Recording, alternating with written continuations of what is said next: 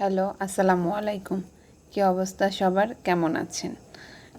এই আমের দিনে আমরা বিভিন্নভাবে আমের বেশ কয়েকটি রেসিপি তৈরি করে খেতে পারি। এর মধ্যে অন্যতম একটি হচ্ছে আমের পায়েস। খেতে খুবই মজাদার একটি খাবার এবং ডেজার্ট আইটেমের মতো খেতে খুবই ভালো লাগে। যে কোনো অতিথি আপ্যায়নে আপনারা ইচ্ছা করলে এই আনকমন রেসিপিটি করে দেখাতে পারেন।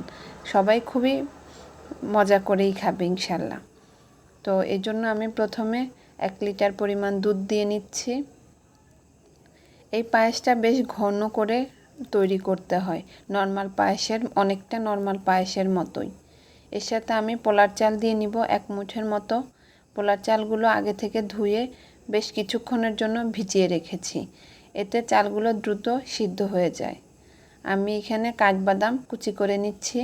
কুচি করার জন্য কাঠবাদামগুলোকে আগে থেকে ভিজিয়ে রাখলে খোসাও খুব দ্রুত ছাড়ানো যায় এবং কুচি করাও খুবই ইজি হয়ে যায়।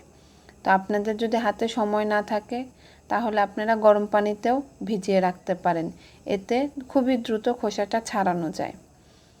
তো আমি এখানে সবগুলো বাদাম কুচি করে নিচ্ছি এবং এর সাথে দিয়ে নিব কয়েকটা কিশমিশ। বাদাম এবং কিশমিশ আপনারা এই পছন্দ মতো দিতে পারেন, যে কোনো বাদাম। আমি এখানে কাঠবাদাম ব্যবহার করেছি, আপনারা চাইলে পেস্তা বাদাম অথবা চীনা বাদামও দিতে পারেন। তবে কাঠবাদাম এবং পেস্তা বাদামের স্বাদটা অনেক ভালো আসে। তো আমি এখানে আম টুকরো করে নিচ্ছি, যেহেতু এটা আমের পায়েস সুতরাং আম তো অবশ্যই লাগবে। তো এখানে আমি হিমসাগরের পাকা আমগুলো নিয়েছি, বেশ পাকা আমগুলো, এতে মিষ্টিটা ভালো লাগে।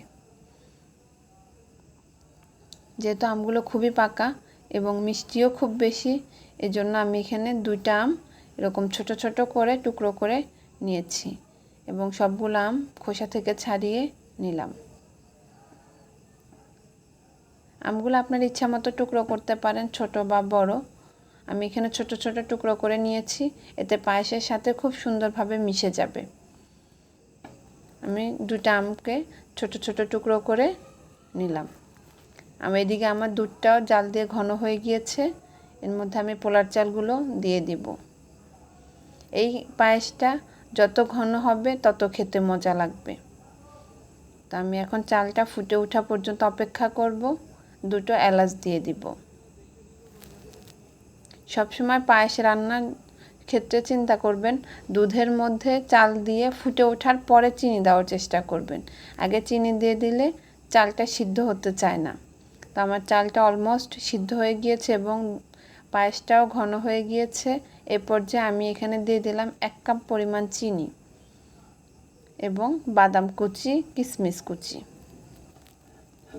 যেহেতু আমার এখানে আম দিব, আমেও অনেকটা মিষ্টি আছে, এজন্য আমি চিনিটা কম দেওয়ার চেষ্টা করেছি।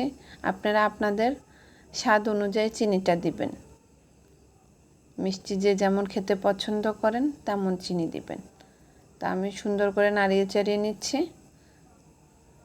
এটা আমার অলমোস্ট চালগুলো সিদ্ধ হয়ে গিয়েছে, পায়েসটাও রেডি হয়েছে। এই পর্যায়ে চুলাটা বন্ধ করে দিব আমি এবং পায়েসটা ঠান্ডা হতে দিব। ঠান্ডা হওয়ার জন্য অপেক্ষা করব। পায়েসটা পুরোপুরি ঠান্ডা হওয়া পর্যন্ত অপেক্ষা করব। পায়েসটা যখন পুরোপুরি ঠান্ডা হয়ে যাবে তখন এর কালারটা এরকম আসবে। এরপরে আমি এর সাথে আমগুলো মিক্স করে দিব। অনেক সময় গরম দুধে আম দিলে দুধটা কেটে যেতে পারে, আর দুধ কাটলে কখনোই পায়েস খেতে মজা লাগে না। এজন্য আমি পুরোপুরি ঠান্ডা করার পরে আমগুলো মিক্স করে নিয়েছি। এবার পায়েসটাকে আমি ফ্রিজে রেখে দিব। আধা ঘন্টা 1 ঘন্টার জন্য ফ্রিজে রেখে দিলে এটা খুব সুন্দর ঠান্ডা হয়ে যাবে এবং খেতে খুবই মজা লাগবে। তো এই তো আমার হয়ে গেল আমের পায়েস। আমার রেসিপিটি যদি ভালো লাগে তাহলে দয়া করে আমার চ্যানেলটিকে সাবস্ক্রাইব করবেন এবং লাইক এবং কমেন্টসের মাধ্যমে আমাকে আপনাদের মতামত জানাবেন এবং বাসায় অবশ্যই রেসিপিটি ট্রাই করবেন।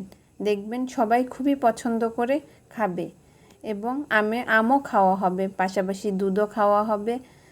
সো এই রেসিপিটি ট্রাই করে দেখবেন। ধন্যবাদ সবাইকে।